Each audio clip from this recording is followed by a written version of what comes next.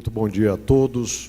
Gostaria, nesse primeiro momento, de cumprimentar o professor Álvaro Ciarline, que preside esses trabalhos, o meu caro colega professor Vladimir Silveira, muito bom dia, que muito me dá a honra de dividir esse painel com ele, e agradecer a todos o convite que me foi feito para hoje discutir e trocar algumas questões, em alguns pontos, sobre o tema da jurisdição constitucional versus política, um tema que, claro, tem despertado o interesse de todos nós, não somente da academia, mas também o interesse de qualquer pessoa do público brasileiro, tá? Na medida em que, principalmente, o Supremo Tribunal Federal, mas outros tribunais também, em determinada medida, na verdade, ocupam manchetes na imprensa, em todos os tipos de mídia,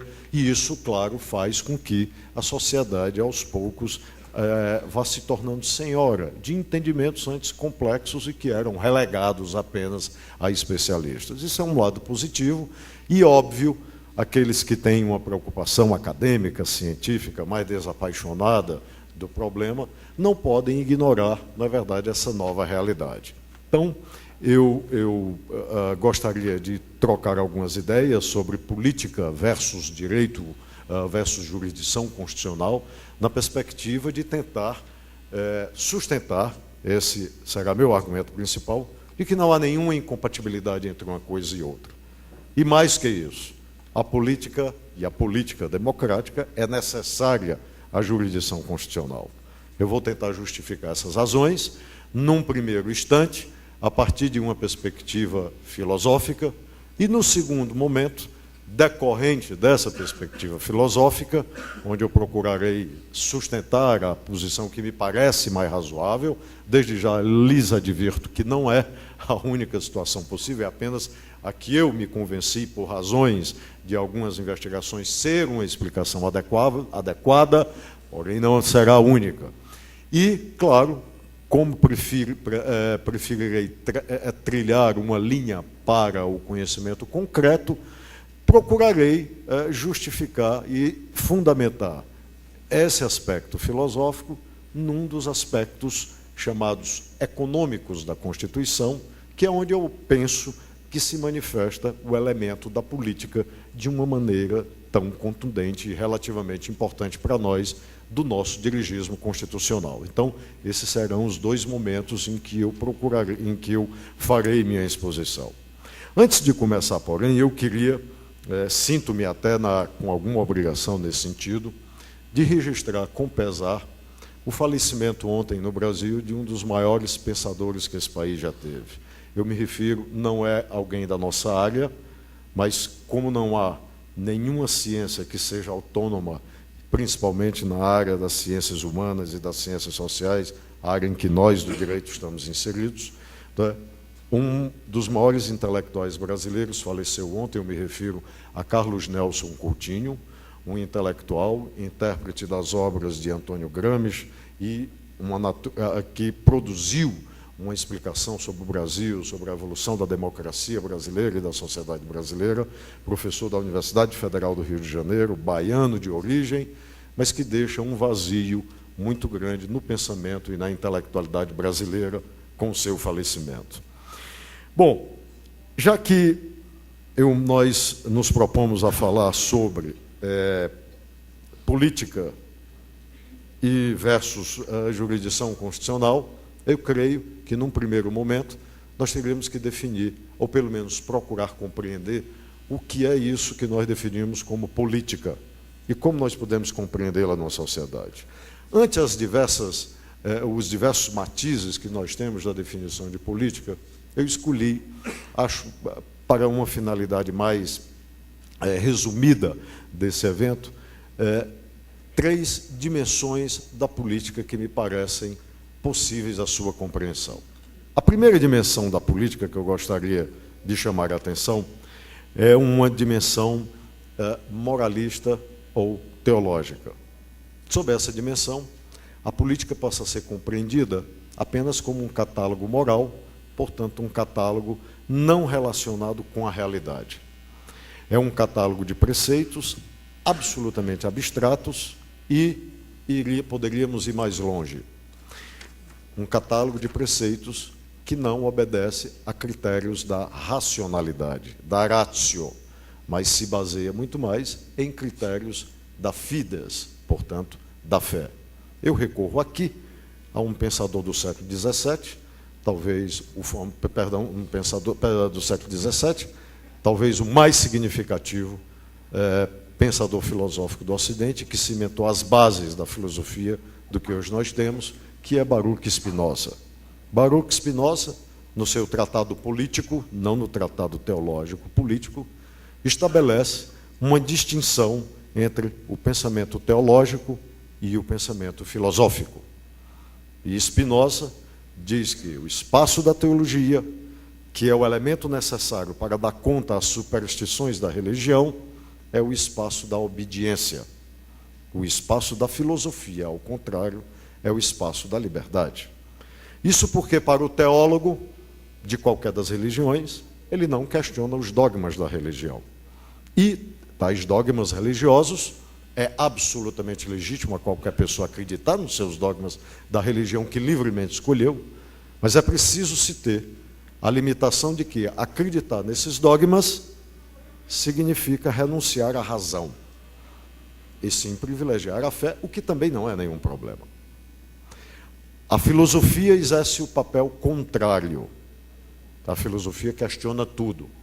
É por isso que Spinoza tem uma belíssima frase quando ele afirma: o teólogo enlouquece sem a razão, o filósofo enlouquece com a razão.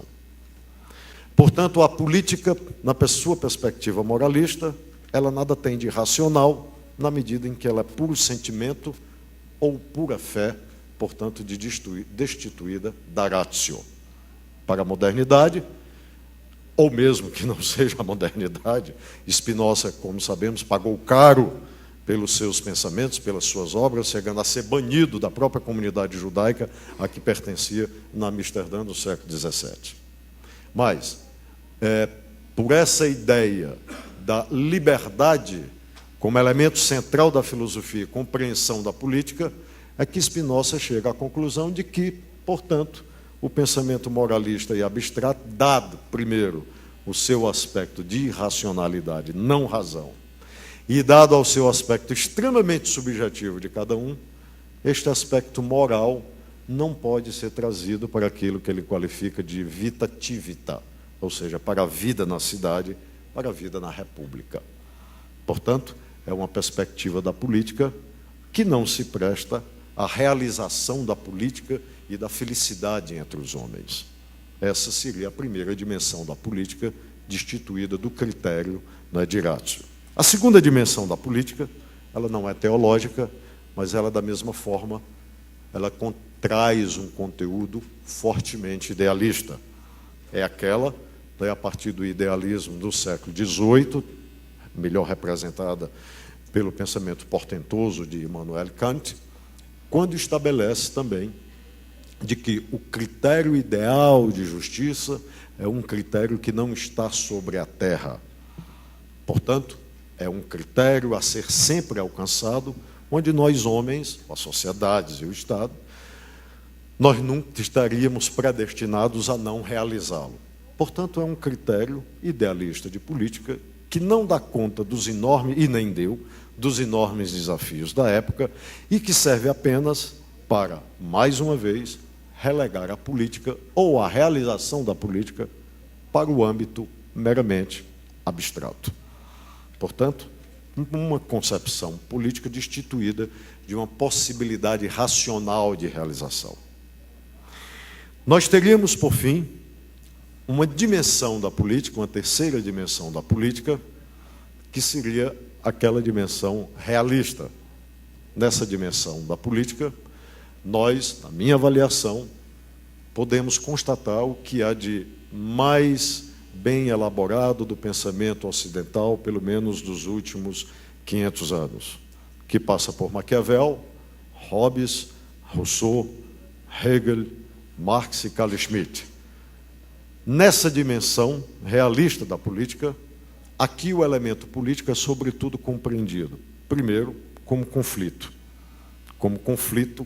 concreto das sociedades e como conflito racionalizável, através de uma Constituição, que poderá ser uma Constituição autoritária ou democrática, mas, em todo caso, trazida, na verdade, para um texto constitucional, trazida a uma instância de poder da sociedade, e é uma perspectiva, é uma dimensão alimentada por um critério racional, na medida em que, como diria Hegel, não se analisa a política sob a perspectiva da moral, nem como ela poderia ter sido ou como ela deverá ser, mas efetivamente como ela o é.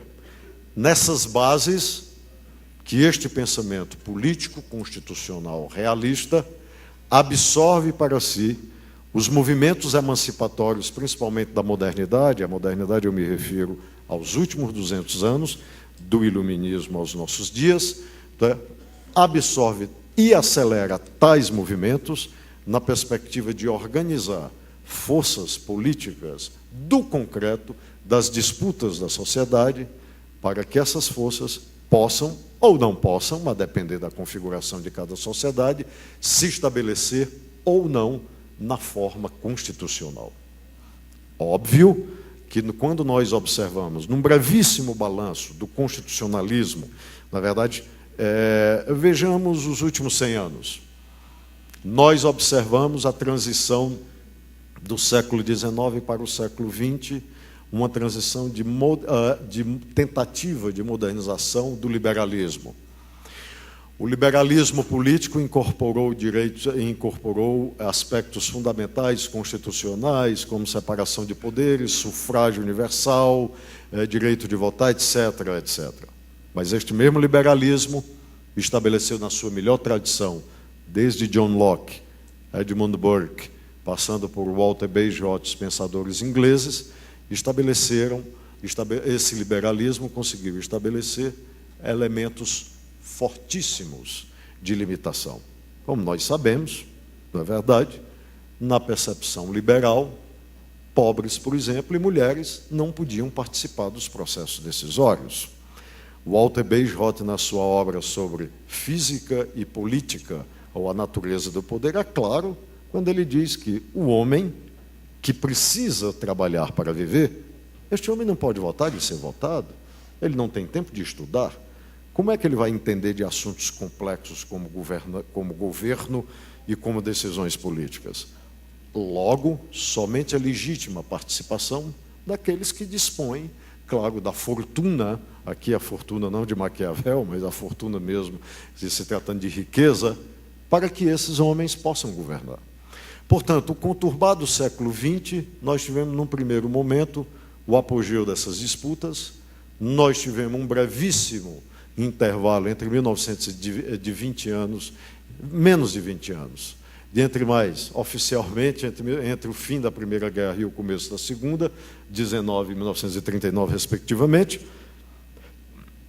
do dirigismo constitucional, caracterizado pelas experiências mexicana e alemã, de 1917 e 1919, e depois, fora esse período, nós tivemos a vitória dos movimentos autoritários e totalitários no constitucionalismo.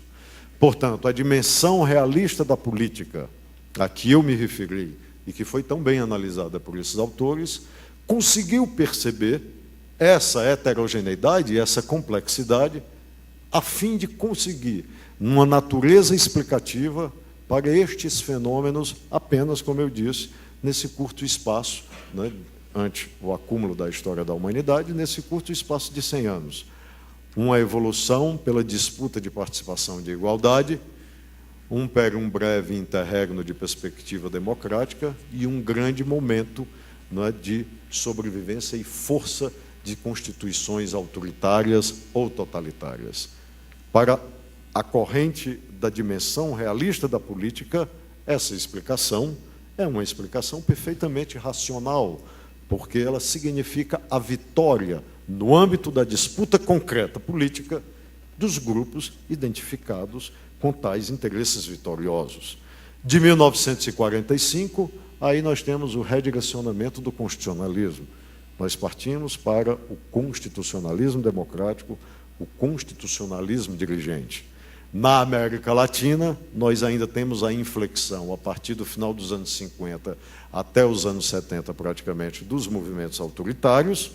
Portanto, a dimensão concreta, realista da política explica a vitória destes grupos de interesse nas respectivas sociedades americanas, entre as quais o Brasil, a conseguir impor, claro, a sua vontade política na forma de uma Constituição. A partir dos anos 80, nós temos a redemocratização, portanto, acompanhando, na verdade, em razoável sintonia, aquilo que também se tinha fora da América Latina. Portanto, meus amigos, essa natureza, essa dimensão realista da política, a partir desses autores e desses pensadores, do primeiro, de uma tradição mais vinculada à razão, mais vinculada àquilo que se há no concreto, é que me parece ser uma dimensão política desapaixonada, né, e, portanto, possível de explicar melhor os fenômenos do constitucionalismo que nós temos e, com toda razão, mais ainda, o constitucionalismo que nós temos na América Latina, decorrente, claro, agora, né, de uma disputa entre grupos políticos em que, felizmente, no caso brasileiro e da América Latina, nós temos que dizer isso, parece ter vencido a perspectiva democrática. E a democracia, novamente, pressupõe conflito, pressupõe trocas de ideias. Agora, o conflito, limitado pelo arcabouço institucional de uma Constituição, a prever, sim, conflitos e, ao mesmo tempo, estabelecer as possibilidades de como esse conflito se resolve, seja do ponto de vista da política própria, mas também seja do ponto de vista, claro, da institucionalidade. É aqui, portanto, no âmbito desse realismo, que a jurisdição constitucional entra em cena, principalmente depois da Constituição de 88 e do constitucionalismo dirigente, e que não há nada demais em se aceitar a presença da política na jurisdição constitucional, nos tribunais constitucionais, uma vez que eles foram, neste cenário democrático, feitos exatamente para isso, para enfrentarem as disputas políticas e, fundamentalmente, para decidirem sobre os problemas políticos. Eu ouvi atentamente a conferência do ministro Gilmar Mendes e, claro, reconheço a inteira razão numa pequena frase que o ministro Gilmar Mendes, com o seu brilhantismo de sempre, concluiu, ou quase concluiu, a sua conferência, ao dizer que é pior um fim horroroso do que um horror sem fim. Eu ratifico inteiramente esse pensamento e digo que a pior decisão é melhor do que não decidir. Portanto, um órgão da jurisdição, um órgão constituído democraticamente, produto de uma Assembleia Nacional Constituinte democrática, onde estiveram presentes os conflitos, as disputas concretas e inerentes às qualidades da sociedade brasileira, óbvio que este órgão, no caso o Supremo Tribunal Federal, mas também os outros órgãos do Poder Judiciário até a primeira instância, não escapam dessa perspectiva, estarão sempre envolvidos com a política. E é bom que estejam. A política é democrática, porque a Constituição é democrática. Não há nenhum problema. O grande desafio que nós temos hoje no constitucionalismo é estabelecer o momento, dada a nossa configuração de separação de poderes, é estabelecer o momento onde o judiciário vai e o político avança, o político permanece, e onde se deve ter a prevalência do político sobre o poder judiciário.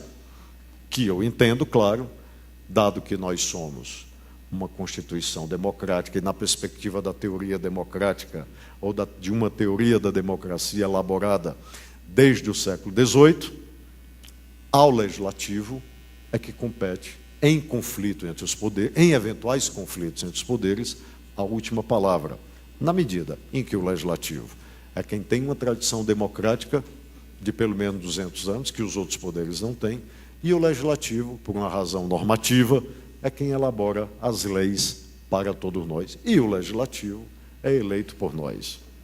Eu, às vezes, me surpreendo com determinadas pesquisas que, a demonstrarem, pelo menos é o que tem me chegado ao conhecimento, da enorme falta de credibilidade atribuída a políticos e aos nossos representantes.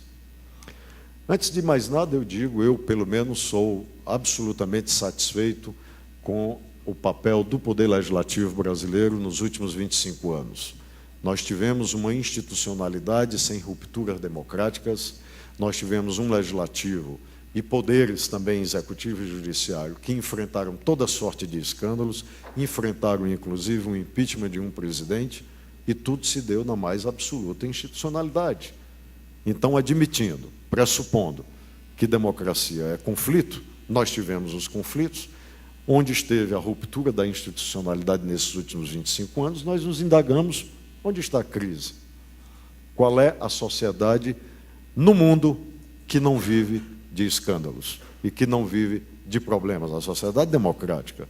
Então, como não qualificar como excelente a nossa representação política? E, por fim, se os nossos políticos são aquilo que as pesquisas dizem que eles são, os responsáveis somos nós que os elegemos.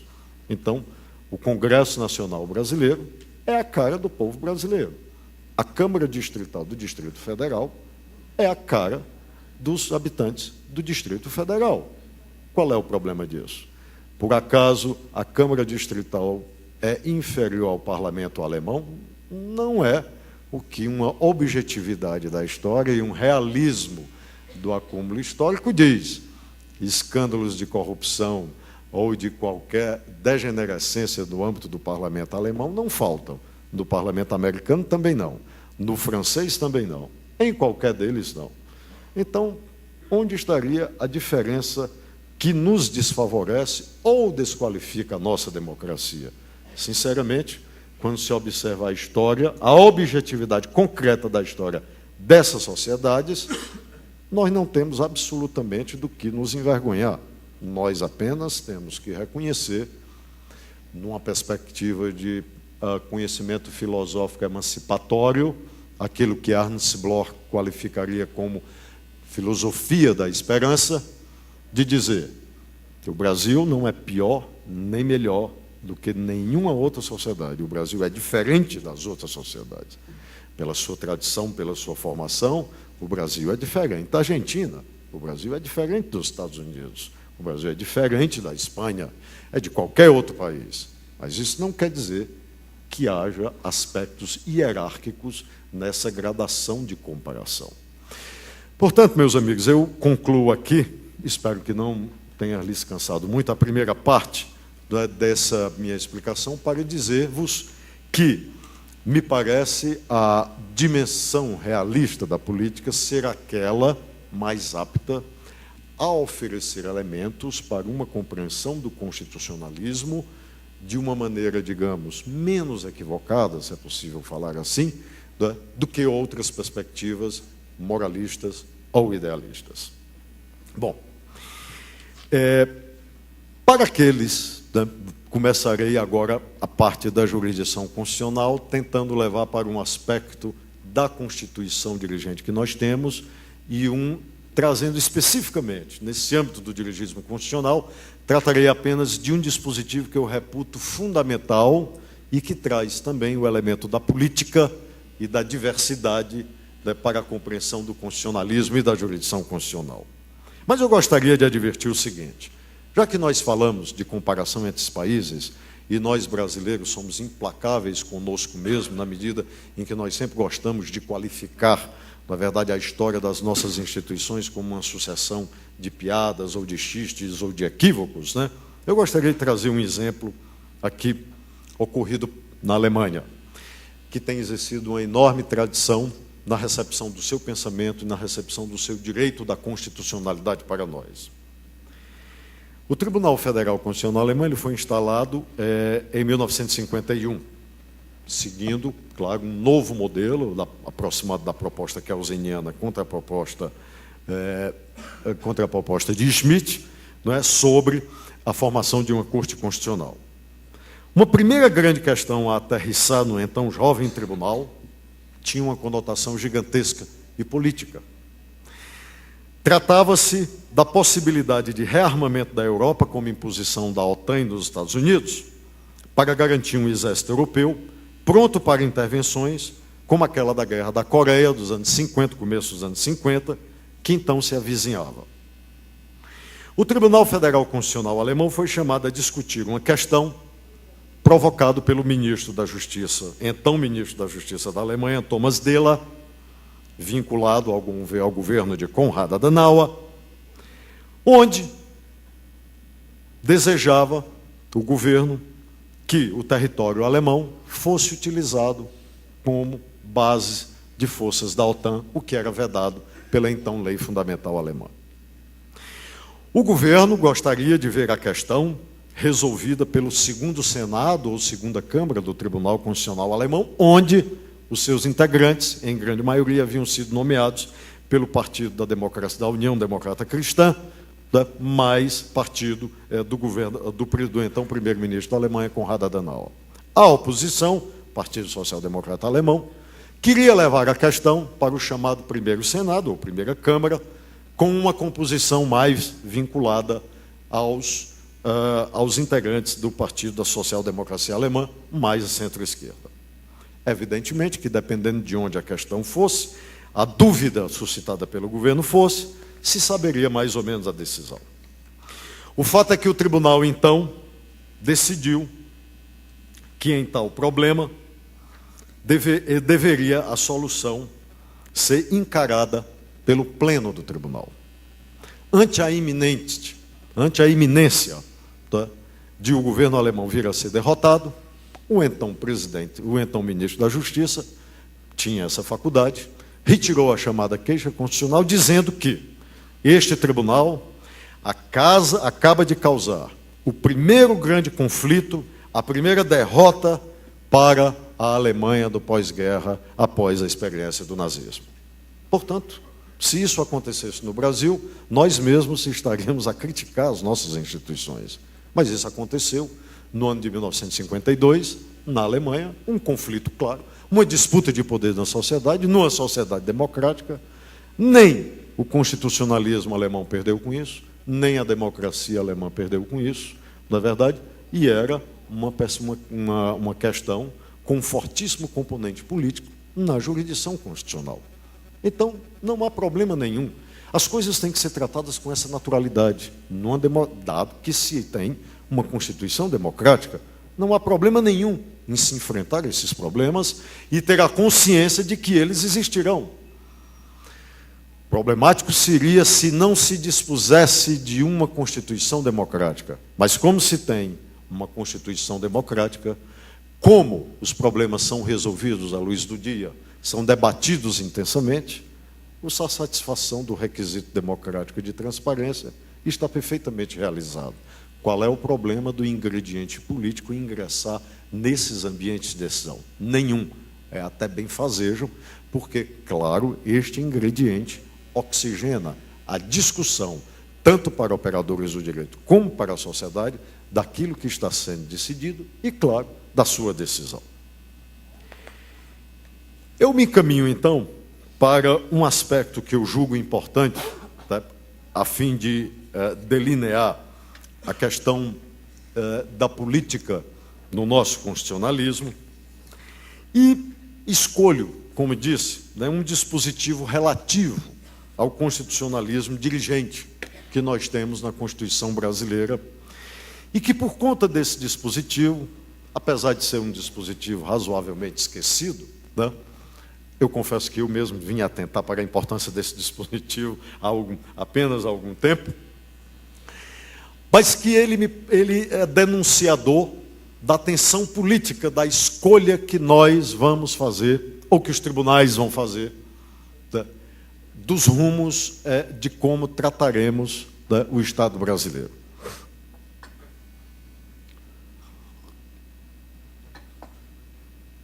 Eu me refiro aqui, né, ao artigo 219 da Constituição Federal. Assim de cabeça, alguém sabe aqui o que significa? Teve a preocupação? O artigo 219, não, isso também aconteceu comigo, eu estou absolutamente tranquilo relativamente a esse ponto de cabeça. Na verdade, nós sequer lembramos desse dispositivo. Mas eu vou ler esse dispositivo. O mercado interno integra o patrimônio nacional e será incentivado de modo a viabilizar o desenvolvimento cultural e socioeconômico, o bem-estar da população e a autonomia tecnológica do país nos termos da lei federal. Neste dispositivo, na minha opinião, está uma das espinhas dorsais do nosso dirigismo constitucional. A primeira opção aqui é clara, que o conflito constituinte resolveu decidir, pôs fim a um horror e, no meu entendimento, não com um fim horroroso, mas com um fim extremamente alvissareiro. O Constituinte brasileiro diz que o mercado interno é um patrimônio nacional. Isso aqui é a assimilação das teses desenvolvimentistas de Celso Furtado, quando dizia que o subdesenvolvimento econômico não é um caminho natural para o desenvolvimento econômico. O subdesenvolvimento econômico é uma outra manifestação do capitalismo. Isto quer dizer que uma sociedade que é subdesenvolvida, necessariamente ou naturalmente, ela não atingirá o desenvolvimento econômico. Mesmo porque as sociedades da centralidade do capitalismo que se desenvolveram não passaram pelo subdesenvolvimento econômico. E essas sociedades protegeram seu mercado interno para proporcionar avanços tecnológicos e científicos, o que derivou na sua proeminência e liderança econômica e política mundial, que é o caso de Inglaterra, França, Alemanha, Japão e Estados Unidos, da centralidade do capitalismo. Portanto, o Constituinte brasileiro ele fez uma opção política. Ele vai proteger o mercado interno. E ele está dito que o mercado interno integra o patrimônio nacional. Portanto, a questão econômica é uma questão do Estado brasileiro. Ao serem analisadas questões econômicas pela jurisdição constitucional, ela está vinculada a isso. O conflito econômico, as disputas econômicas estão vinculadas a isso. Retrospectivamente, o que foi que nós tivemos, por exemplo, na questão energética do país? Nós tivemos uma lei que de 1997, relativizando algo do monopólio do petróleo e da produção, e agora nós temos uma nova discussão com 4 projetos de lei a respeito da criação da Petrosal, o sistema de partilha do pré-sal, o sistema de exploração, tá? E a criação de um fundo para evitar aquilo que se chama de doença holandesa e, fundamentalmente, uma diferença que todo país faz do setor energético. O Brasil, para proteger o mercado interno, não entregará para aquele que explore a chamada província do pré-sal, pelo menos é o que tem no projeto de lei, não entregará como recompensa óleo, mas entregará dinheiro. Significa dizer que o Brasil não vai fazer como fez o governo da Indonésia, que permitiu a exploração, vendeu o seu barril de óleo cru por $9 e comprou depois, da mesma empresa que vendeu, o seu barril de petróleo, agora refinado, por $69. Não precisa maior explicação para se compreender a bancarrota da Indonésia, ocorrida, na verdade, há alguns anos atrás, pela não proteção do seu mercado interno. Esse é um ponto de tensão? É um ponto de tensão. Eu não preciso mais, creio, não é perder tempo falando disso para as senhoras, para os senhores, mas apenas para lhes dizer que somente mecanismos obtidos através do acúmulo histórico concreto das disputas políticas da própria sociedade brasileira e seus nexos com a internacionalidade é que me possibilitam compreender, é que me possibilitam, portanto, decidir, no caso da jurisdição constitucional, sobre o aspecto econômico e, no caso do nosso dirigismo constitucional. Eu passo para outro ponto também, a envolver tecnologia e energia, dessa vez a utilização na verdade, do Brasil pela energia nuclear.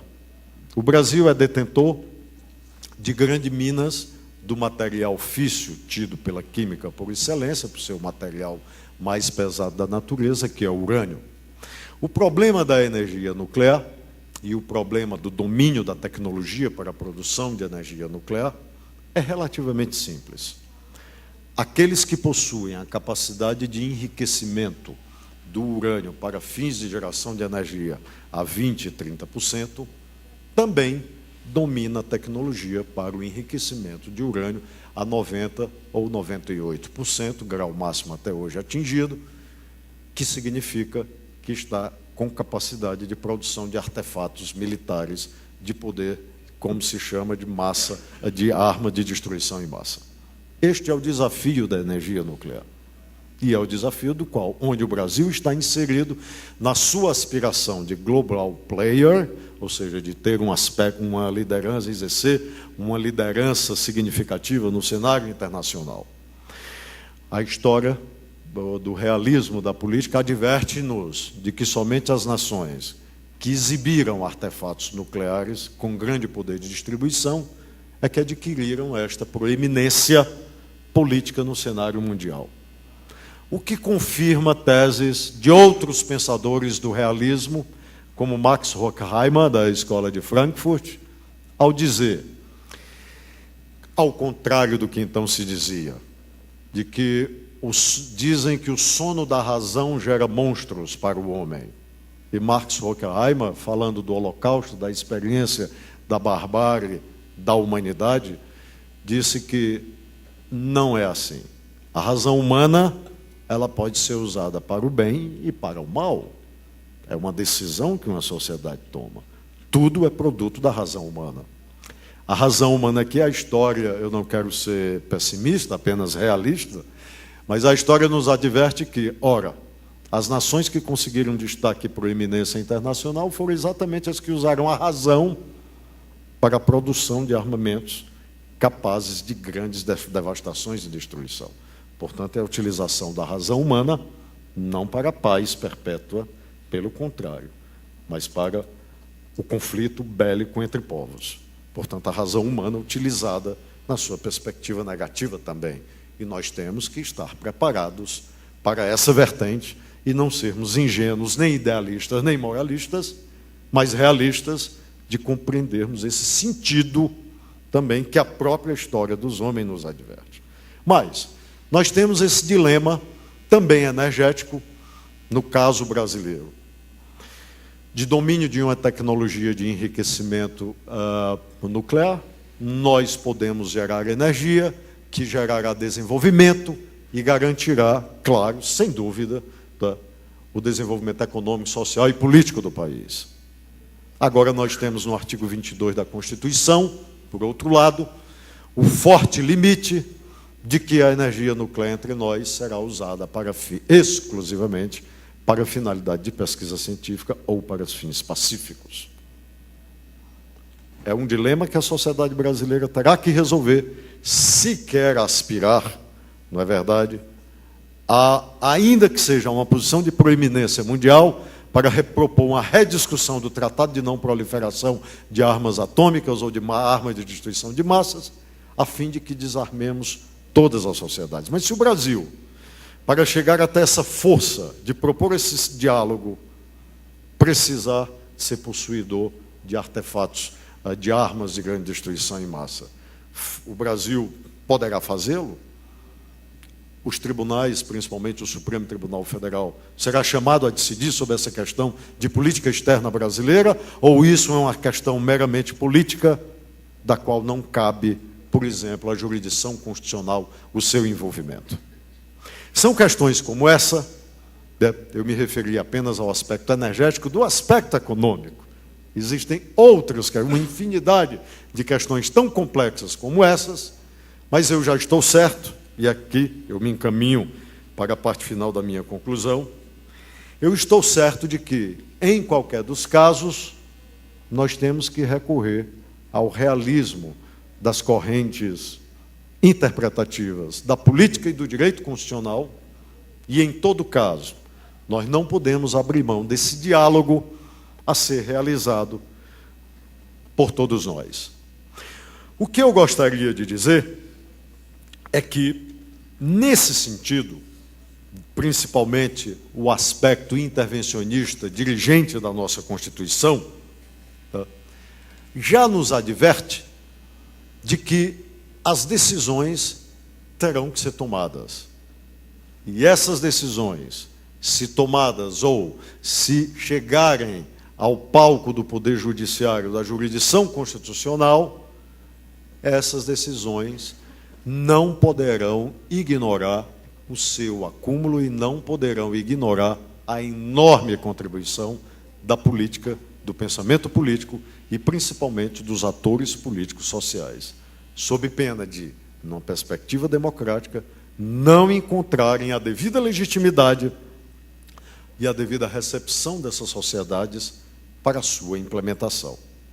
Em suma, meus amigos, o que eu gostaria de explicitar a minha tese, vinculada à dimensão realista da política, é que essa dimensão realista da política, numa democracia como a nossa, já razoavelmente consolidada, portadora de um constitucionalismo democrático razoavelmente consolidado e que tem uma enorme contribuição e original, intelectualmente falando, para outras experiências a oferecer,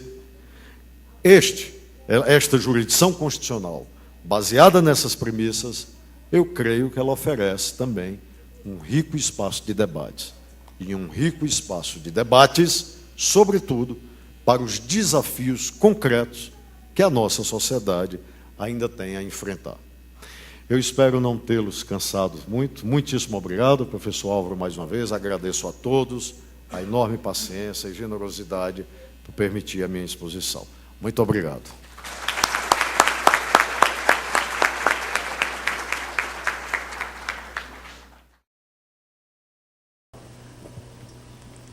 Bom dia a todos. Caro Brito, ministro presidente do Tribunal Superior Eleitoral, professor Inocêncio, professor Paulo, doutor Castilho, senhoras, caro doutor Luiz Fernandes, senhoras e senhores aqui presentes. É extremamente interessante que nós estejamos hoje às vésperas do aniversário dos 20 anos da Constituição de 1988. Texto que gerou uma série de polêmicas e também uma série de expectativas por conta da transição democrática lenta, gradual, difícil que nós tivemos e por conta das expectativas depositadas nesse texto já no contexto de uma transição econômica bastante difícil. A feitura do texto de 1988, que resulta nessa Constituição, é uma feitura, como sabem os senhores, atípica. A elaboração se deu sem um pré-projeto. Isto fez com que houvesse uma série de dificuldades na configuração do texto final. Era a primeira vez que no Brasil se partia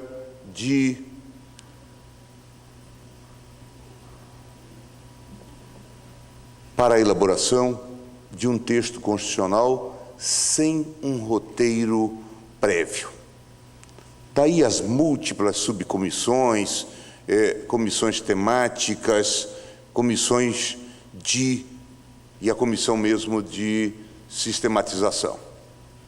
Por outro lado, havia na sociedade uma desconfiança muito forte em relação ao afazer legislativo ordinário, o que levava a parte da sociedade organizada a pensar que a solução estava em ressalvar e resguardar as suas pretensões no texto constitucional. Conta-me, notável senador de Pernambuco, vice-presidente da República, Marco Maciel, que no final do processo constituinte, quando ele receberam um convite para ir até o Ministério da Justiça, para uma audiência, desceu à chapelaria do Congresso e sentiu que lá não estava o seu motorista.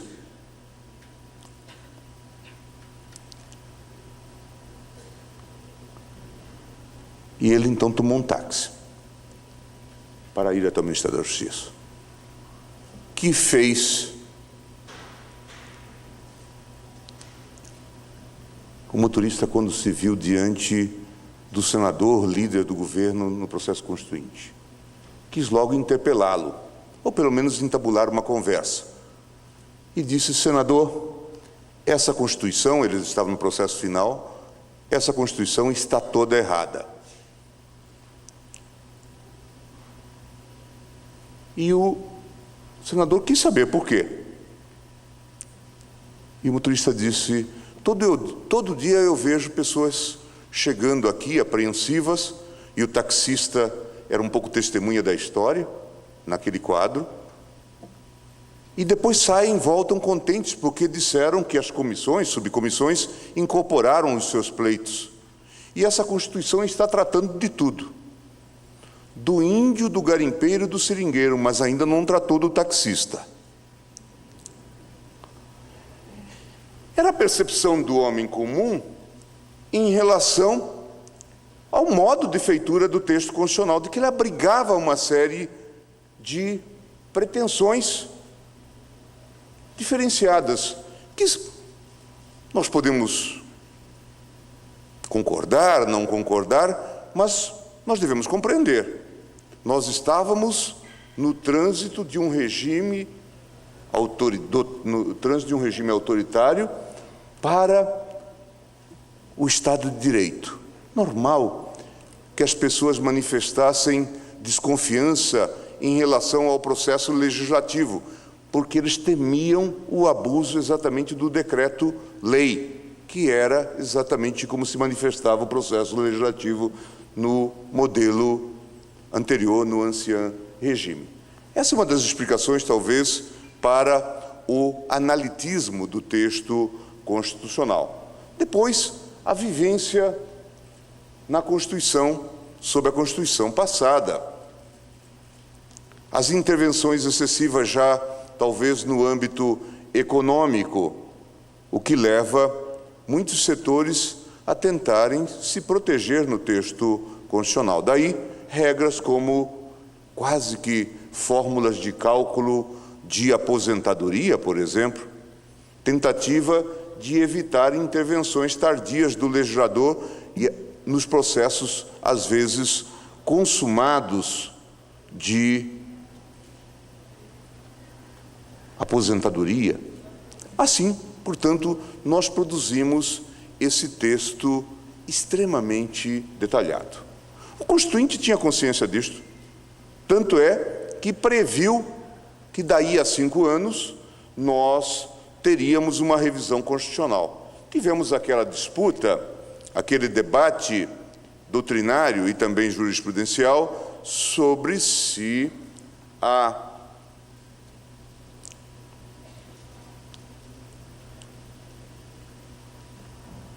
revisão constitucional deveria ser apenas permitida se houvesse alteração no plebiscito,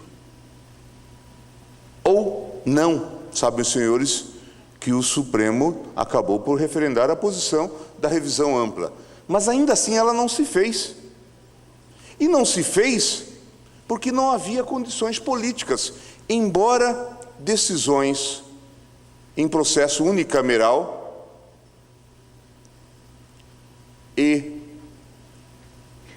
por maioria absoluta, não houve nada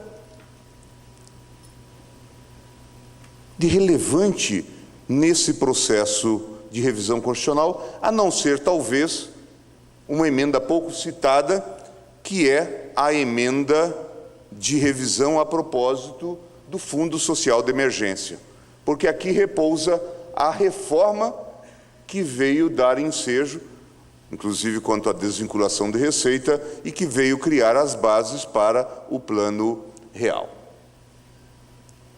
Bem, natural, um texto com esse conteúdo analítico teria que ser reformado.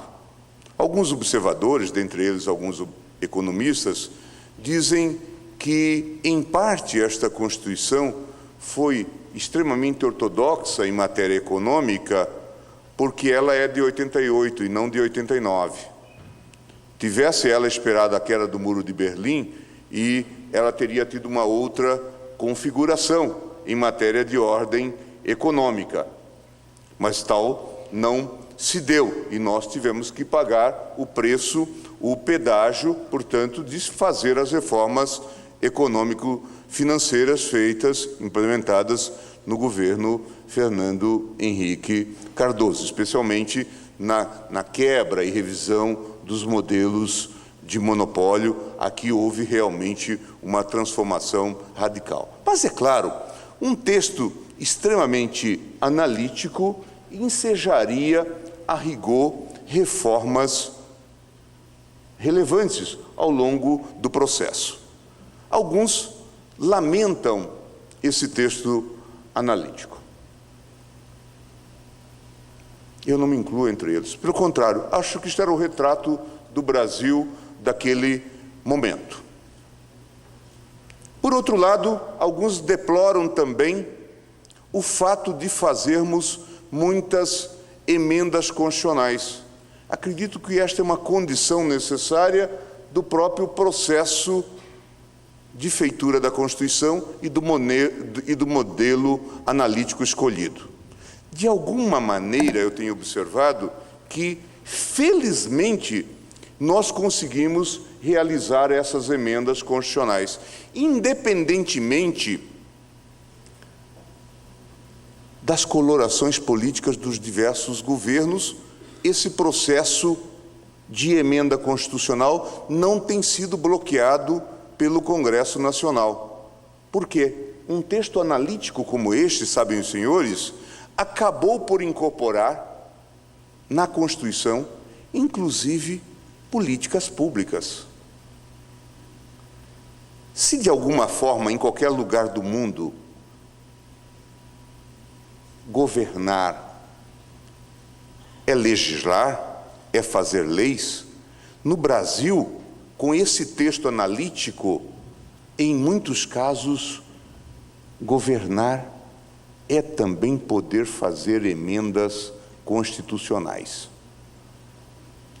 E isto obriga os governos a terem uma maioria que eles não conhecem sequer para aprovação de leis.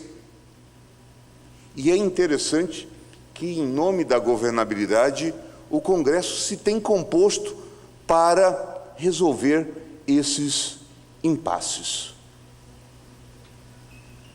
É interessante, portanto, que nós tenhamos conseguido produzir essas significativas, relevantes emendas, 56 agora, mais as emendas de revisão, num processo que não é tão simples, que fala de uma especial consciência política, de uma inteligência política que tem sido sabidamente conservada e preservada. Isto já se verificou nos dois governos Fernando Henrique e se mantém nos 2 governos do presidente Lula. Vejam, senhores, portanto, que são dados importantes para essa nossa reflexão. O modelo analítico foi o que nós escolhemos diante daquele processo constituinte especial. E, claro, esse modelo analítico gera a necessidade de emendas constitucionais. E mais um dado desta consideração, ou deste íter. A Constituição era pretensiosa quanto às cláusulas pétreas, estabelecendo cláusulas muito precisas no artigo 60, parágrafo 4º, o que faz com que nós tenhamos, no Brasil, uma singularidade que chama tanto a atenção de nossos amigos cultores do direito comparado, que é o controle de constitucionalidade das emendas constitucionais. Encerrado o processo constitucional de emenda, nós temos quase que um encontro marcado com o Supremo Tribunal Federal. Haverá uma ADIM, alegando violação a alguma cláusula pétrea, direito fundamental, direito individual, separação dos poderes, princípio federativo, voto direto, secreto e universal, tudo aquilo que está elencado no 60, parágrafo 4º, nos seus 4 incisos. Vejam, senhores, portanto, que é um modelo, todo ele, singular. Vejam, senhores, que os críticos desse texto constitucional, os analistas de direito comparado, não prognosticavam para um texto como o brasileiro um futuro muito promissor. Nas últimas páginas do seu trabalho em Engenharia Constitucional, Giovanni Sartori diz que as promessas vagas, indefinidas, constantes do texto de 88, eram um convite ao desastre. Prognóstico, portanto, de um observador importante, bastante negativo. E hoje nós estamos aqui, a celebrar 20 anos de normalidade institucional. Período que talvez não represente muito na história de muitos povos, mas esses 20 anos representam os mais longos anos de normalidade institucional da nossa vida republicana. E aí nós temos que nos perguntar, poxa, mas uma Constituição bafejada com tantos prognósticos negativos, por que terá logrado produzir esse grau de estabilidade? Terá sido aplicada em momento de grande estabilidade e benemerência econômica? E a resposta é negativa. Muitas das disposições constantes do texto constitucional já revelavam, inclusive, a apreensão com até um certo alarme econômico. Daí o texto constitucional conter tantas cláusulas sobre inflação, correção monetária, revisão de proventos, revisão de vencimentos, revisão de precatórios, tudo exatamente para ter algum instrumento contra a inflação que estava já presente. O governo Collor, no início, começa com esse número cabalístico, 84,32%, herança do governo Sarney. Inflação alta, combate sistemático à inflação. Logo, um impeachment presidencial, levado a cabo sem nenhum tumulto institucional. Crise grave na CPI do orçamento.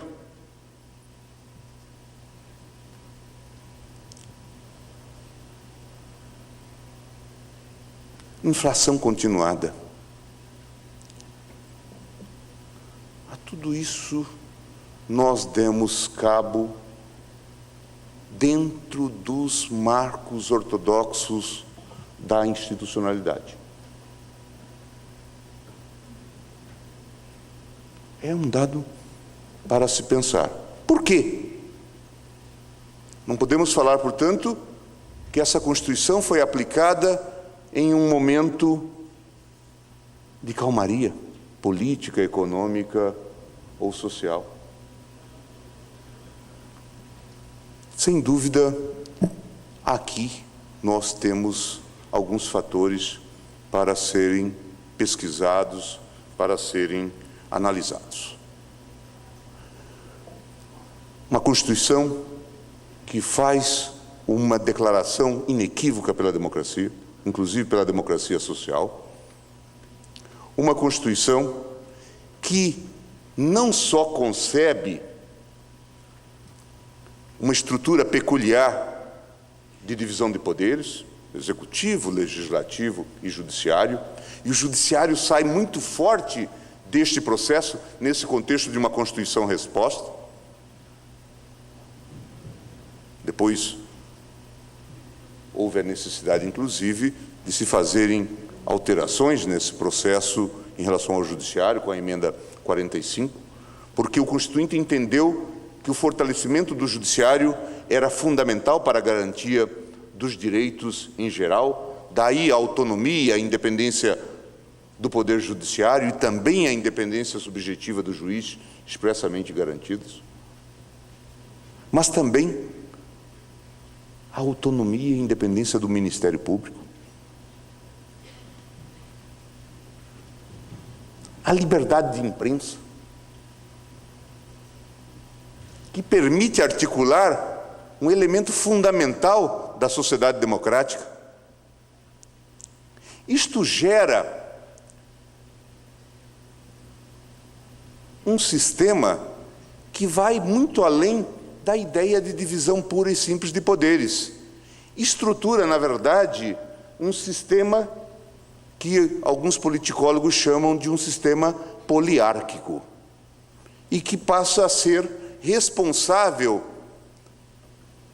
pelo equilíbrio das instituições. Isto, pelo menos, como uma hipótese de trabalho.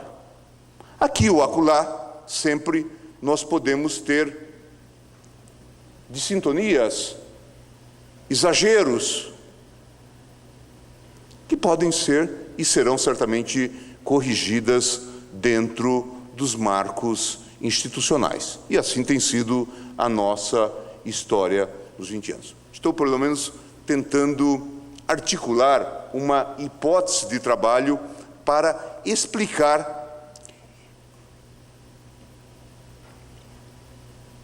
esse esquisito pássaro que, pelas leis da aerodinâmica, não deveria voar, mas voa. E que consegue regular com plausibilidade a nossa vida política, social e econômica. Já se disse que essa Constituição não cabia no PIB. Já se disse que havia exageros em relação aos direitos sociais. E aqui é um desafio hermenêutico para o judiciário em geral. Mas aí eu volto àquelas minhas palavras iniciais. Eu tenho mantido esse diálogo com os alunos do mestrado, quando nós falamos sobre os chamados modelos ideais da Constituição. E coloco uma pergunta básica. O texto constitucional deveria constar, do texto constitucional deveria constar uma cláusula como a do 7º, inciso 4º, que diz que é garantido ao trabalhador e sua família o salário mínimo necessário para satisfazer as necessidades básicas, com alimentação, vestimenta, transporte, até lazer. Alguém poderia dizer, não, e nem precisaria, porque isto seria matéria de estrita legalidade. Por outro lado, fazer isto constar do texto constitucional envolve criar um direito subjetivo de implementação difícil. E todos parecem ter razão se nós olharmos os países modernos hoje do mundo e os mais adiantados, nós veremos que poucos deles têm um catálogo de direitos sociais no seu âmbito. A maioria se limita a enunciar o Estado social de direito. Mas, como já disse também inicialmente, não há fórmula unívoca. Os textos constitucionais, eles traduzem e, claro, manifestam uma historicidade que deve ser reconhecida, daí as peculiaridades dos mais diversos textos. Mas eu pergunto ainda, numa sociedade tão desigual como a nossa, em que uma boa faixa da população opera nesta seara do salário mínimo, essa norma não tem relevância? Se nós entendemos com Hebel que a Constituição é um pouco o espelho da sociedade, o indivíduo que gravita nessa faixa do salário mínimo, ver-se-ia nessa Constituição que não contemplasse esse direito social?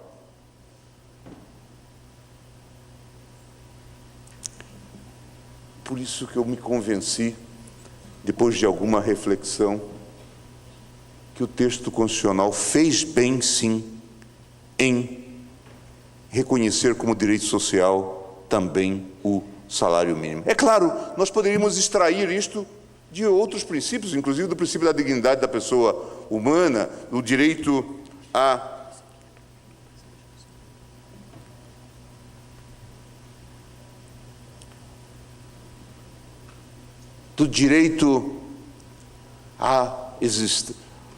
um mínimo existencial.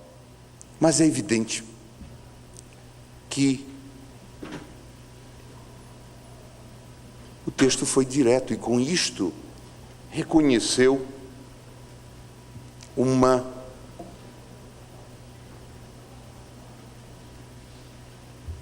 questão extremamente sensível para um número expressivo de concidadãos. É claro, evidente que cláusulas como estas trazem para o judiciário uma dificuldade política imensa, que é a de toda hora ter que aferir a legitimidade da lei do salário mínimo em face do 7º inciso 4º. E dizer o que fazer se não se pode declarar a inconstitucionalidade. Daí as tensões todas que surgem também na relação com o próprio legislativo em matéria eventual de omissão inconstitucional. São questões desafiadoras, temos que aprender a praticar uma teoria de aproximação institucional. São questões realmente interessantes, mas acredito que também o judiciário, nesses tempos, aprendeu muito, inclusive no que concerne a sua responsabilidade, que não é apenas de decidir o caso concreto, mas é de dar funcionalidade ao modelo como um todo. Daí, os senhores poderem entender que o Supremo, por exemplo, hoje, faça modulação de efeitos, inclusive em sede de controle incidental de normas, fazendo o temperamento necessário quanto ao impacto de suas decisões. São experiências extremamente interessantes. E nós hoje, no dia 4 de outubro, aqui estamos celebrando 20 anos da Constituição e dizendo a experiência foi bem sucedida. O resultado foi extremamente exitoso. Certamente, os prognósticos não eram, como eu disse, os mais positivos nem alvissareiros. Mas a institucionalidade engendrada, a cultura jurídica desenvolvida, o conceito talvez autonomizado de democracia, esse é um dado importante que os politicólogos atribuem à solidez do processo democrático, que nenhum partido importante defenda o desaparecimento da democracia. Tudo isto contribuiu. Convido ao palco o professor Dr. Daniel Sarmento.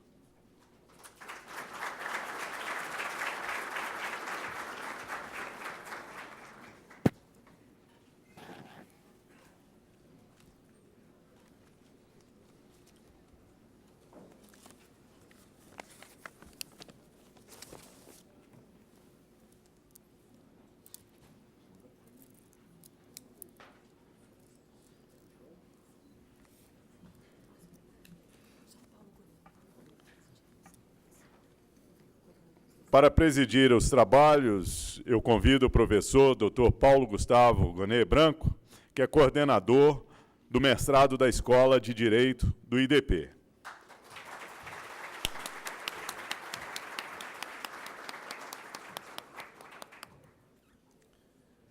O nosso segundo convidado é professor titular de Direito Público da Faculdade de Direito da UNB, livre-docente pela Universidade de Friburgo, na Suíça, e doutor pela Universidade de Bremen, na Alemanha. Convido também ao palco o professor Dr. Marcelo Neves.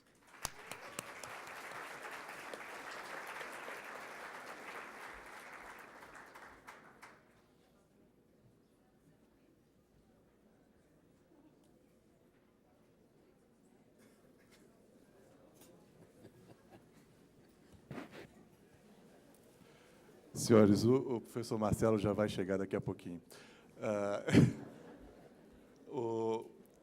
Eu passo agora a ter o prazer, a honra de passar a palavra para o meu colega, um jurista admirável a todos os títulos, não só pela sua integridade moral, pessoal, mas, sobretudo, também pela sua enorme capacidade intelectual e pela fecundidade dos seus estudos.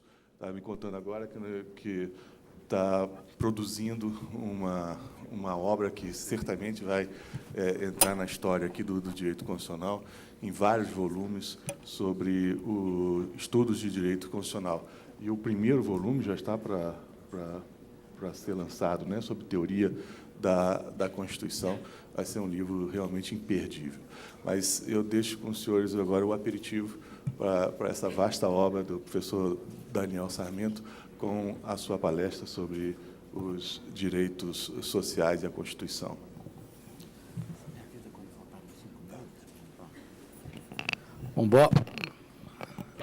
Bom dia a todos. É um prazer enorme estar aqui em Brasília, no IDP. Eu agradeço muito ao professor Paulo Gustavo Gonet Branco. A admiração é recíproca, sou fã incondicional dos escritos do professor Paulo. E o tema que me convidou para palestrar é um tema muito complexo, muito delicado e, ao mesmo tempo, muito importante no cenário brasileiro contemporâneo. Eu, em primeiro lugar, queria fazer uma observação no sentido de que eu não concordo com o título. Eu não acho que o judiciário seja o protagonista no campo dos direitos sociais no Brasil, e eu acho que ele não tem condições de sê-lo. Eu acho que os protagonistas no campo dos direitos sociais são e devem ser o Poder Legislativo e a administração pública, o que não significa dizer que o Poder Judiciário não tenha um papel importante nessa seara e um papel que vem crescendo no Brasil nos últimos anos. Então, eu vou muito rapidamente falar de como vem ocorrendo essa evolução, né, no sentido de, enfim, se não protagonismo, de, enfim, aumento da relevância da atuação jurisdicional no campo dos direitos sociais. No segundo momento, eu vou formular os principais problemas, as principais críticas a esse processo histórico e vou tentar apresentar a minha visão sobre parâmetros que seriam adequados para que o Poder Judiciário pudesse ter uma atuação importante no campo dos direitos sociais, sem que fossem ameaçados outros valores do Estado democrático de direito. Pois bem, a consagração de direitos sociais no Brasil, em sede constitucional, não é uma novidade, né? A Constituição Brasileira de 1824 talvez tenha sido, se não a primeira, uma das primeiras do mundo a falar em direitos sociais, muito antes da Constituição de 1934, que é apontada como a precursora. Na Carta de 1824, falava-se em direito aos socorros públicos e ensino primário gratuito. E praticamente todas as constituições brasileiras subsequentes trouxeram alguma coisa a esse respeito. Mas a concepção que então vigia, para usar uma expressão do professor Marcelo Neves, era de um constitucionalismo absolutamente simbólico, quer dizer, aquilo não tinha a menor importância normativa, aquilo, no máximo, era um álibi. Ninguém pensava nos direitos sociais positivados na Constituição como normas jurídicas que pudessem, enfim, gerar pretensões tuteláveis em juízo, né? Basta a gente lembrar um preceito da Constituição anterior à de 88, a Constituição de 1969, que garantia aos trabalhadores o direito à colônia de férias. Quer dizer, primeiro, havia um otimismo juridicizante, para usar a expressão do Barroso, enorme. Quer dizer, como é que você coloca na Constituição que o trabalhador vai ter direito à colônia de férias? O país não tem condições de proporcionar aos trabalhadores o acesso à colônia de férias. E, enfim, ninguém levava aquilo a sério. Ninguém achava que, a partir do disposto na Constituição, você podia propor uma ação na Justiça e obter uma vaga numa colônia de férias, né? Bom, a Constituição de 88 adotou uma perspectiva bastante diferente em relação aos direitos sociais, o que se revela, em primeiro lugar, até na topologia da Constituição. Quer dizer, a tradição brasileira era de não colocar os direitos sociais junto com os outros direitos fundamentais. Eles figuravam na parte da Constituição que tratava da ordem social. A Constituição agora coloca juntos, né, um pouco que para mostrar que todos são direitos fundamentais e que, se não há uma absoluta, enfim, homogeneidade no regime, não há, por outro lado, uma completa dissonância, né? Afinal de contas, todos são direitos fundamentais. Talvez tão importante como a Constituição, que consagrou vários direitos sociais, que fortaleceu o acesso à justiça, que criou vários mecanismos processuais de afirmação dos direitos, enfim, tão importante como a Constituição, se não mais importante até do que o texto constitucional, foi o surgimento de uma certa cultura constitucional que passou a conceber os direitos como algo que podia ser efetivamente reivindicado no plano das relações sociais, inclusive reivindicado perante o Poder Judiciário, né?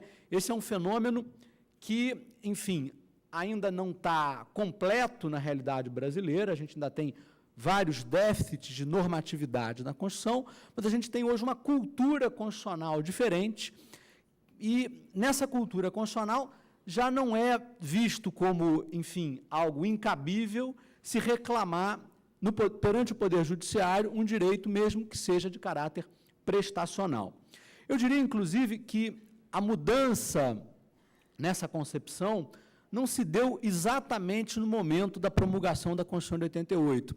O processo histórico ele vai acontecer, sobretudo, uma década depois da Constituição de 88. Se a gente tivesse que tomar como um marco histórico, eu diria que o marco histórico seria, enfim, o final dos anos 90.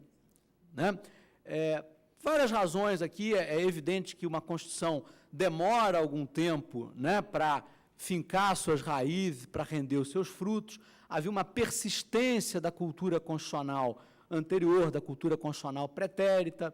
A gente tinha um próprio poder judiciário que não estava familiarizado e nem sempre tinha boa vontade com as inovações da Constituição de 88. Então, persistiu depois, nos primeiros anos após a promulgação da Constituição de 88, um certo discurso em relação aos direitos sociais que, para usar a expressão do Duoc, não os levava a sério. Então, não era possível postular em juízo direitos sociais, porque isso seria incompatível com a separação de poderes, ou porque isso violaria a discricionariedade do legislador ou da administração pública, e alguns argumentos eram usados para bloquear qualquer tipo de postulação judicial de direitos de caráter prestacional. Isso começa a mudar, né, em meados dos anos 90, e essa mudança hoje é uma realidade. Muito embora a judicialização dos direitos sociais tenha, eu diria, uma geometria variável. O que eu quero dizer com isso? Quer dizer, a gente vê com muita clareza hoje uma intensa judicialização da saúde, né? Uma intensa judicialização da saúde curativa. A gente não observa o mesmo fenômeno com o direito fundamental à alimentação, que está no artigo 6º. A gente não observa o mesmo fenômeno com o direito fundamental à moradia, que também está no artigo 6º. Né? Então, é um fenômeno que ele é mais localizado. Ele tem um caráter quase que exponencial no campo sanitário, alguma coisa no campo da previdência social, alguma coisa no campo da educação, mas em outras áreas ele ainda praticamente não se manifesta ou se surge ainda de uma maneira muito incipiente. Agora, é óbvio que é positivo a gente ter, enfim, um poder judiciário disposto a proteger em juízo direitos sociais. É óbvio que, se a gente concebe direitos sociais como direitos fundamentais, uma parte da ideia do direito fundamental é a possibilidade, né, de reclamá-lo em juízo, caso ele não seja espontaneamente atendido. Então, isso está fora de discussão, né? A gente, inclusive, tem uma singularidade no Brasil positiva a esse propósito, nessa questão, que é o fato de que não há uma problematização político-social sobre a própria legitimidade dos direitos sociais. Né? Usando aqui a expressão do Rawls, do filósofo político americano John Rawls, eu diria que há praticamente um consenso sobreposto entre as diferentes concepções sociais presentes na sociedade brasileira a propósito da legitimidade de que o Estado atue para assegurar direitos sociais. Se a gente olha, por exemplo, o cenário norte-americano, não é nada disso. Você vai ter um grupo importante que diz, olha, o Estado não tem nada que garantir saúde para as pessoas, o Estado garantir saúde para as pessoas é errado, isso é paternalismo, o Estado não tem que se meter nisso. Né? Se a gente vai para vários países europeus, esse debate também acontece. No Brasil é praticamente um consenso entre todas as forças políticas, entre todos os partidos, por exemplo, que têm representação no Congresso Nacional, que o Estado não só pode, como o Estado deve atuar em campos como educação, como saúde, como moradia. Né? Então, esse é um ponto em que, enfim, o tema não é complexo no cenário brasileiro. O que é muito complexo no cenário brasileiro é a dimensão institucional desses direitos sociais. Quer dizer, quem deve garanti-los?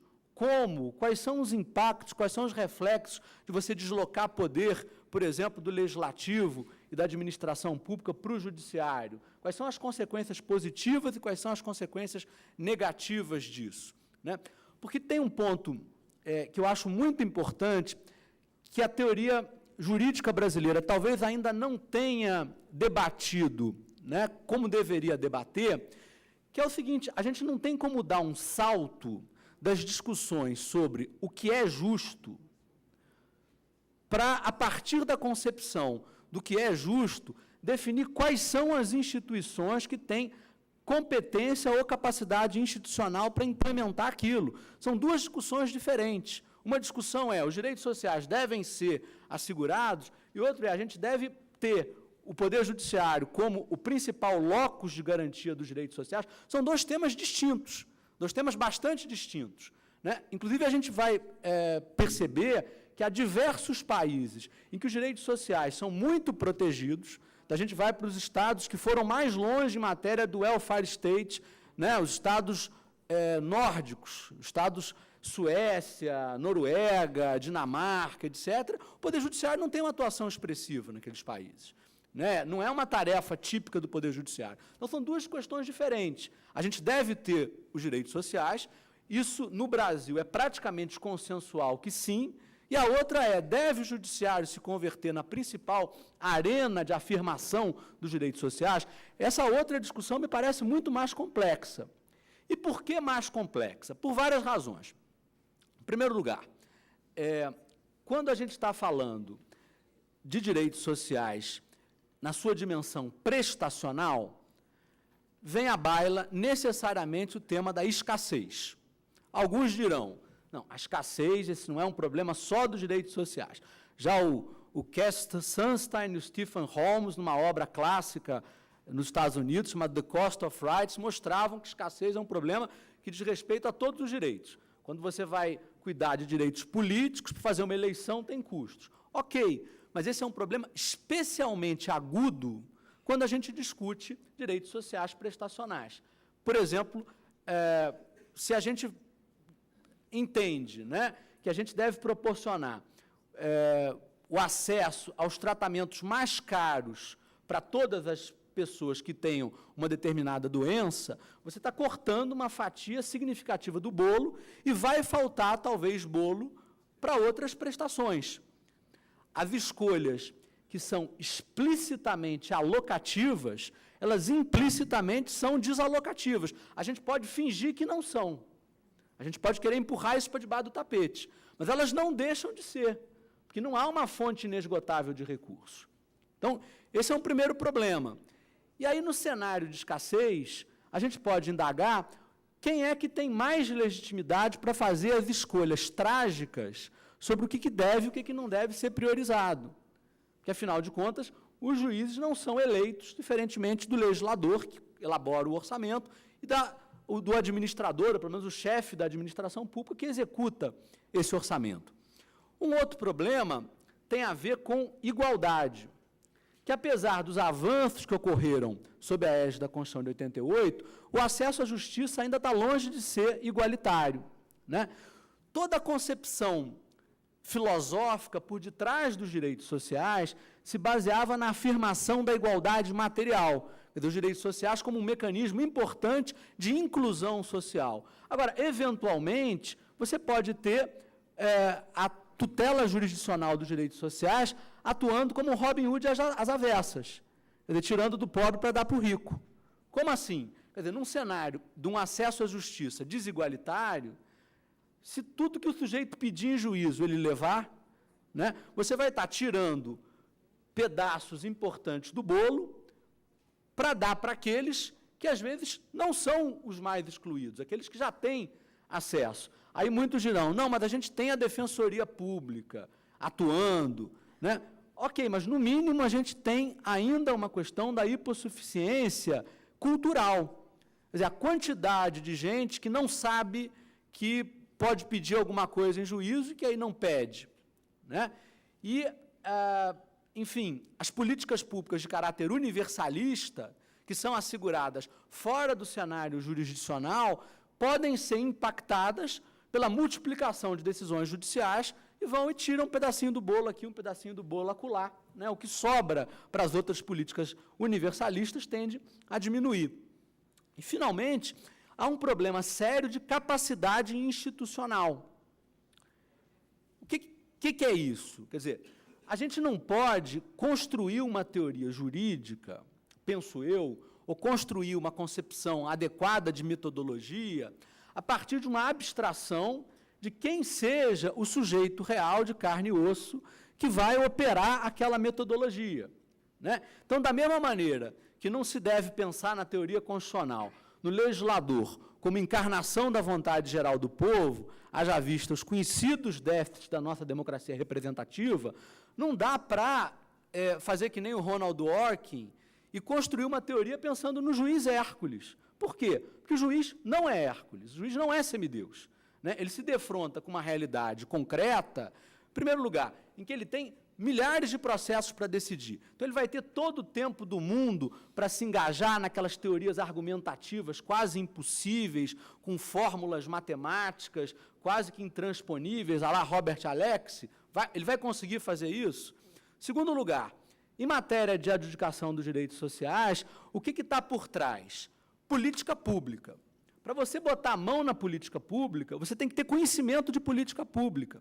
E a gente tem uma formação jurídica que é bacharelística. As pessoas não se formam conhecendo políticas públicas, não se exige para o acesso à função jurisdicional, enfim, um conhecimento diferenciado das políticas públicas, e o juiz vai lá, com as suas decisões, e interfere em políticas públicas. Então, vocês devem estar pensando, olha, o professor Daniel falou isso tudo, ele é contra a tutela jurisdicional dos direitos sociais. Não sou.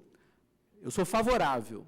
Mas eu acho que todos esses argumentos têm que ser levados a sério, a gente tem que atribuir o devido peso a eles, para, enfim, construir um modelo de adjudicação dos direitos sociais em que esses direitos possam servir, sim, para inclusão do excluído, e não para reforço do status quo, né? A gente tem que pensar um modelo que funcione na prática. E, para mim, esse modelo atribui um papel relevante ao judiciário, haja vista a frequente insensibilidade das tecnocracias para o sofrimento humano, haja vista déficits do nosso processo político, do nosso processo legislativo, mas não, repito, a função de protagonismo nessa seara. Não me parece que seja possível o protagonismo do Poder Judiciário na esfera de afirmação dos direitos sociais.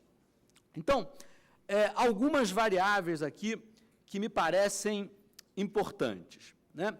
Então, em primeiro lugar, há um tema recorrente quando se discute a adjudicação dos direitos sociais, que é da chamada reserva do possível, né? Esse conceito de reserva do possível foi um conceito cunhado na Alemanha, né, pela Corte Constitucional Alemã, num caso em que se debatia, basicamente, o acesso de pessoas à universidade, né? A Constituição alemã não prevê um direito à educação, muito menos um direito de acesso ao ensino superior. Mas aí uma pessoa queria ser médica, dizia, olha, para eu ter a minha liberdade profissional para ser médico, eu tenho que cursar vaga em medicina, eu não tenho dinheiro para pagar a faculdade de medicina, eu quero que o Estado custeie isso para mim. E aí o Tribunal Constitucional Alemão disse, olha, a primeira parte do seu raciocínio está certa, liberdade profissional tem a ver, sim, com acesso ao ensino superior.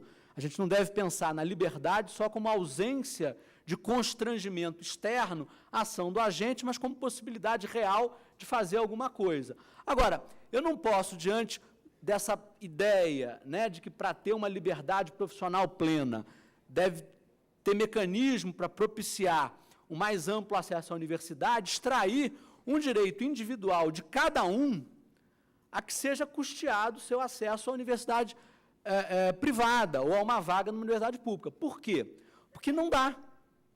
Porque isso não é razoável, não é uma pretensão razoável, não é o que o indivíduo pode razoavelmente esperar da sociedade. E aí se chamou de reserva do possível essa pretensão razoável em face da sociedade. A doutrina, sobretudo espanhola e portuguesa, decompôs essa ideia de reserva do possível em dois elementos. Reserva do possível fática e reserva do possível jurídica, né? A reserva do possível fática tem a ver com a possibilidade real de assegurar uma prestação que está sendo reclamada, e a reserva do possível jurídica liga-se à possibilidade normativa de que a prestação seja entregue em razão de decisão judicial, o que se liga à existência de autorização na lei orçamentária para que uma determinada despesa seja feita, e que também pode ter ligações com, por exemplo, responsabilidade fiscal. Pois bem, a reserva do possível não pode ser vista como um argumento que exclui do Poder Judiciário a possibilidade de apreciação de demandas envolvendo direitos sociais prestacionais. Estou de pleno acordo com isso. Agora, como que a gente deve encarar a reserva do possível? Então, primeiro, reserva do possível fática. Não dá para pensar que só afronta a reserva do possível fática uma postulação que, enfim, inviabilize para um indivíduo que reclama o funcionamento do Estado. Se a gente for usar esse conceito de reserva do possível fática, toda e qualquer pretensão vai poder ser acolhida pelo Poder Judiciário, por maior que seja o valor envolvido, porque para uma pessoa é sempre uma gota d'água no orçamento do ente público, sobretudo se a gente estiver pensando no orçamento da União. Então, acho que o critério não pode ser esse, né? O que me parece que é um critério importante, que leva a sério a igualdade? É necessário aferir se é possível universalizar a prestação desejada, sem que aquilo implique num impacto desproporcional sobre outras funções estatais, sobre outros deveres estatais, inclusive deveres ligados à garantia de outros direitos sociais ou daquele mesmo direito para terceiros. Então, vamos pegar uma situação recente, enfim, um exemplo até trágico. Todos devem ter acompanhado o final da vida do antigo vice-presidente José de Alencar, que heroicamente combateu até o último momento o câncer, né? Qual deve ter sido o custo daquele tratamento? Muitos milhões, né? Muitos milhões. Bom, será que o Estado brasileiro poderia garantir um tratamento daquele tipo para cada doente terminal de câncer, para cada paciente terminal de câncer? Se ele fosse fazer aquilo, não ia sobrar mais para garantia do acesso ao ensino fundamental, para pagar servidor público, para fazer campanha de vacinação. Não tem como. Então, aqui a questão não é tanto de, olha, é dramático, é muito importante por causa da vida. Tem pretensões que não dá para universalizar, né? Em matéria de saúde, o justo filósofo americano Ronald Dworkin, ele disse que não é possível se adotar, por exemplo, o que ele chamou de princípio do resgate.